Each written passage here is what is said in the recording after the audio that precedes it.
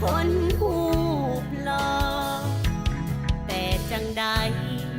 หน้าอายก็บ่คือหน้าพ่อเจ้าสู้บ่มีเมืองพอน้องสิขอตัดทางปล่อยไปคนจริงใจก็หูว่ามันหายากคนที่เฮาฮักบ่ตายก็พอหาได้แต่คนที่ฮักเฮามันหาบ่ได้ง่ายๆผู้หญิงมักได้ผู้ชายมักได้ทุกคนหูไว้เลยว่าประเทศลาวบ่มีเจ้าผู้เดียวคนหัวใจเลี้ยวคืออายน้องสิบ่สนเนื้อเมฆยังมีฟ้าเนื้อฟ้าก็ยังมีฝน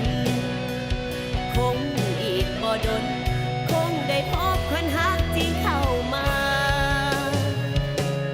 อายอย่าหลงตัวเองเกินไปเด้ออายอย่าได้ใจ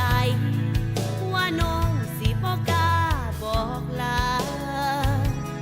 น้องบ่แค่คนที่เฮ็ดให้มีน้ำตา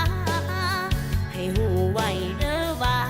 ประเทศลาวบ่มีเจ้าผู้เดียว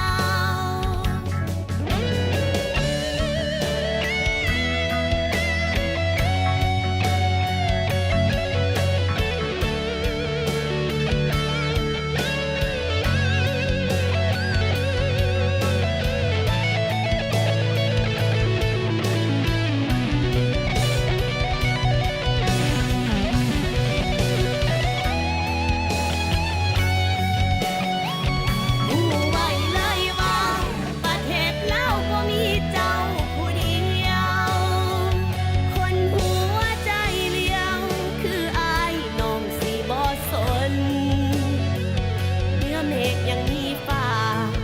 เนื้อฟ้า